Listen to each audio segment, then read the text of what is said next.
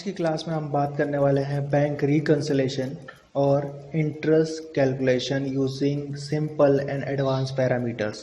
तो सबसे पहला टॉपिक हमारा रहेगा बैंक रिकंसिलेशन। तो पहले मैं आपको वो बताने जा रहा हूँ, ये भी प्रैक्टिकल रहेगा कि बैंक रिकंसिलेशन करते कैसे हैं और बैंक रिकंसिलेशन होता क्या है, तो वो मैं आपको समझाता हूँ। तो सबसे पहले आपको करना क्या है इसके लिए, तो यहाँ पर एक लेज़र क्रिएट करने लिए है। तो लेज़र क्रिएट करूँगा पहले मैं SBI नाम से एक बैंक की लेज़र क्रिएट कर ले रहा हूँ। SBI बैंक अंडर जाएगा बैंक अकाउंट, तो ये आ जाएगा अंडर बैंक अकाउंट। ठीक है, उसके बाद ये कुछ इन्फॉर्मेशन पूछेगा, जनरल से इन्फॉर्मेशन है, आप आराम से फिल कर देंगे। ठीक है, IFSC कोड, अकाउंट नंबर वगैरह वगैरह, तो आराम से इसको यस करेंगे। और दूसरी मैं बनाने जा रहा हूँ एक सैलरी डेप्टर की लेज़र।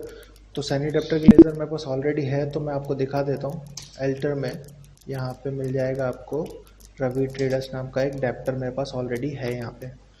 ठीक है, तो यहाँ पे रवि ट्रेडर्स नाम का एक डेप्टर मेरे पास ऑलरेडी है, तो मैं इसको आगे बताने वाला हूँ आप लोगों को करना क्या है। तो सबसे पहले यहाँ पर मैंने बैलेंस शीट में चेक कर लिया कि बैलेंस शीट में मेरे को पैसे लेने कितने हैं रवि से। तो रवि से पैसे लेने हैं मुझे 60,000 रुपये।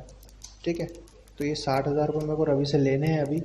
ठीक है, रवि ने मेरे को कोई पैसा नहीं दिया, तो ये 60,000 रुपये रवि से लेने हैं। तो अब मैं क्या करने वाला हूँ, यहाँ पर अकाउंटिंग वाउचर में F6 से उससे पैसा रिसीव करने वाला हूँ। तो पैसा रिसीव करने के लिए क्या रिसीव कैसे कर रहा है, चेक से कर रहे हैं। तो चेक किस बैंक का दिया, चेक दिया उसने हमें, तो हम किस बैंक में डालेंगे, तो मैंने कहा कि मैं SBI में डाल रहा हूँ। ठीक है, तो SBI यहाँ पे लिखेंगे SBI बैंक, और यहाँ पर आ जाएगा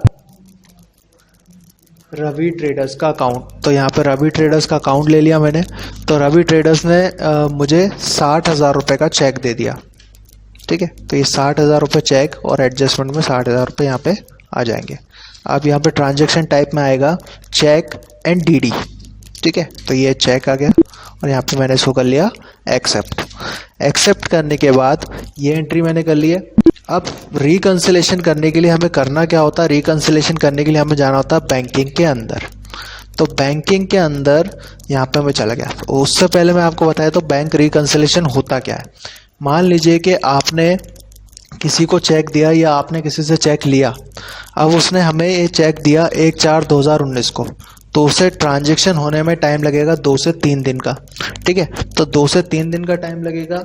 यदि वो आपके बैंक के अंदर आ जाता है तो वो रिकंसिलेशन के लिए तैयार है। मतलब कहने का मतलब यह है कि वो आपके बैंक अकाउंट में क्रेडिट हो गया। तो सिर्फ आपको यही चेक करना है कि वो आपके बैंक अकाउंट में आया नहीं आया।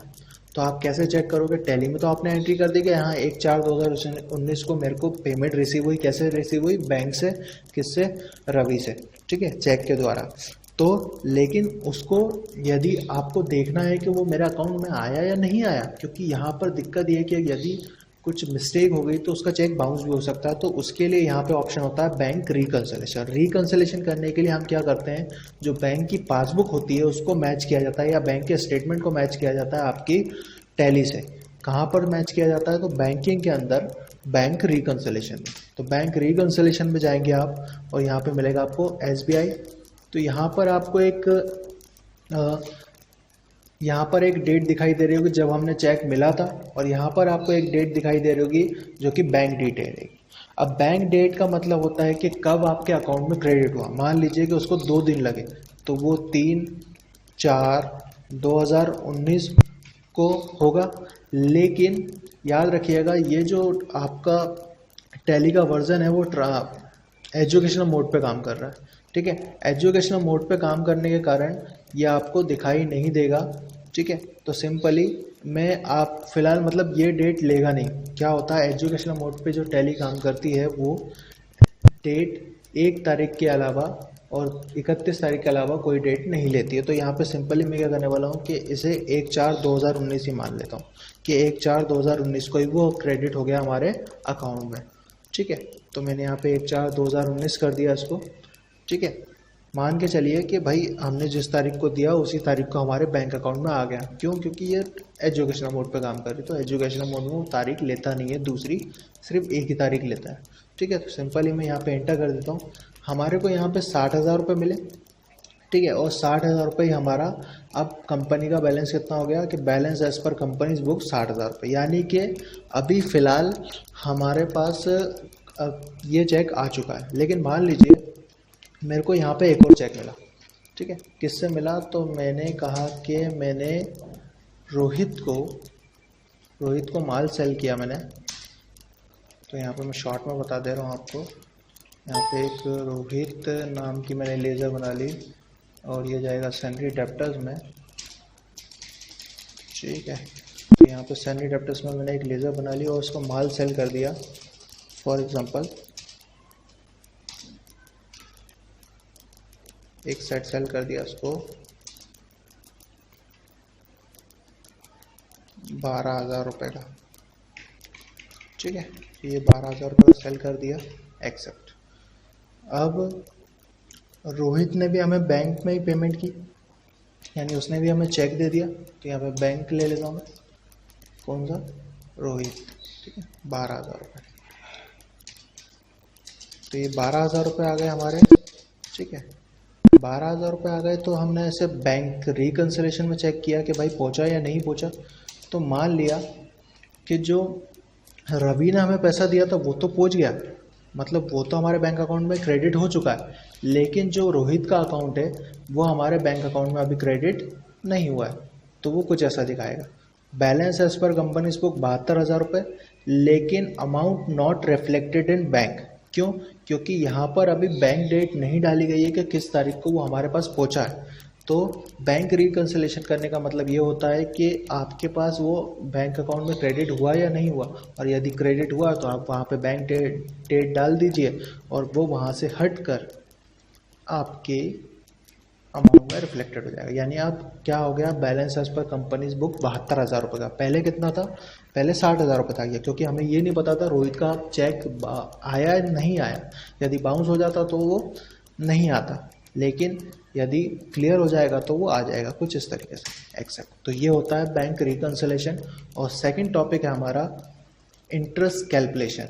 तो इंटरेस्ट कैलकुलेशन बता दे रहा हूँ मैं आप लोगों को। तो इंटरेस्ट कैलकुलेशन हम करेंगे, तो यहाँ पर सबसे पहले मैं एक लेज़र बना लेता हूँ, अकाउंट्स इन्फो लेज़र क्रिएट। तो यहाँ पे मैंने एक लेज़र बना ली रवि टू लोन के नाम से, ठीक है। ये रवि है जिससे हम लोन ले रहे हैं।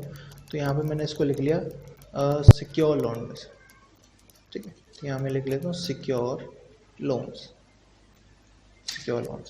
ठीक है। मैंने इसको सिक्योर लोन ले लिया, ये लोन लाइबिलिटीज़ के अंदर जाता है। और सिंपली यहाँ पे आपको यस कर लेना है एक्टिव इंटरेस्ट कैलकुलेशन। लेकिन सबसे पहले आप कहाँ यस करना पड़ेगा वो मैं आपको बता देता हूँ। तो ये यस होगा active interest calculation F11 F1 में आउट का active interest calculation and use advance parameter के अंदर, ठीक है। कहाँ पर यस होगा? F11 company features, F1 accounting features के अंदर मिलेगा आउटस्टैंडिंग मैनेजमेंट में active interest calculation and use advance parameter. इसके बाद आप यस करेंगे, ठीक है। इसको यस करने के बाद यहाँ पर मैंने ऑलरेडी इसका नाम ले लिया है और उसका अंडर ले लिया है। उसके बाद यहाँ मिलेगा आपको एक्टिव इंटरेस्ट कैलकुलेशन, इसको आपको यस करना है। उसके बाद for amount added and for amount deduct को फिलहाल मैं यस रख रहा हूँ। इसका काम मैं आपको 10 मिनट में समझाता हूँ क्या होता है, सॉरी 2 मिनट में समझाता हूँ क्या होता है, ठीक है। तो यहाँ पे 12%। तो यहाँ पे इंटरेस्ट स्टाइल पूछेगा, तो यहाँ पे आप कोई भी ले सकते हो, 30 डेज ले सकते हो, कैलेंडर मंथ ले सकते हो, मैं कैलेंडर मंथ ले लिया। ऑल बैलेंस, ठीक है, यानी कि क्रेडिट बैलेंस बढ़ने पे भी काम करे, बैलेंस घटने पे भी काम करे। तो मैंने यहाँ बोला ऑल बैलेंस। तो एप्लीकेबल कब तक हो, यानी कब से कब तक हमें इससे लोन लिया है, यानी 1 अप्रैल से मैंने लिया है 1 जुलाई तक के लिए लोन, ठीक है। 1 अप्रैल से 1 जुलाई तक के लिए लिया हुआ है और राउंडिंग रहेगी नॉट एप्लीकेबल, ठीक है। दोबारा आपको इंटरेस्ट फिल नहीं करना, यहाँ पे एंटर कर देना, यहाँ पे कर लेना इसको एक्सेप्ट। अब यहाँ तक हमने प्रोसेस कर लिए। अब उससे जो लोन की अमाउंट है, यानी जो लोन उससे हम ले रहे हैं वो हमारे पास आएगा। तो यहाँ पे अकाउंटिंग बाउचर में F6 receive voucher cash received होगा, किससे? रवि टू लोन से, यानी 25 हज़ार रुपये का लोन मैंने इससे ले लिया। तो ये हमारे पास से रिसीव होगा, ठीक है। अब ये दिखाई कहाँ देगा हमें? बैलेंस शीट में लोन लाइबिलिटीज़ के अंदर 25 हज़ार रुपये, ठीक है। अब आपको यदि इंटरेस्ट चेक करना है कि इंटरेस्ट तो दिखाई कहाँ देगा, तो ये दिखाई देगा display, statement of accounts, interest calculation, interest payable या रिसीवेबल। तो आपने लोन लिया है तो इंटरेस्ट पे होगा, तो यहाँ पे इंटरेस्ट पे होगा। तो आप यहाँ पे देखेंगे कि आपको 1 डे का ऑलरेडी दिखाई दे रहा है। क्यों दिखाई दे रहा है? क्योंकि हमने for amount added and for amount added को पहले से यस करके रखा था। यदि हम उसको नो रखते तो यहाँ पे 1 डे का दिखाई नहीं देता, यानी 1 डे का ऐड हो जाएगा इसके अंदर। फिर आपको क्या करना है, F2 प्रेस करना है। F2 क्या होता है? चेंज ऑफ पीरियड करने के लिए होता है, यानी आपको कब से कब तक का देखना है। तो मेरे को देखना है 1 अप्रैल 2019 से 1/7/2019 तक के लिए, ठीक है। और यहाँ पे 92 डेज़ का दिखा देगा। 92 डेज़ में आपको इंटरेस्ट पे करना पड़ेगा उसे 9,9600.77, ठीक है। तो ये होता है, पहला मैंने आपको बताया बैंक रिकंसिलेशन, दूसरा बताया interest calculation using and simple and advance parameter, ठीक है। नेक्स्ट क्लास में मैं इसके आगे बताऊंगा।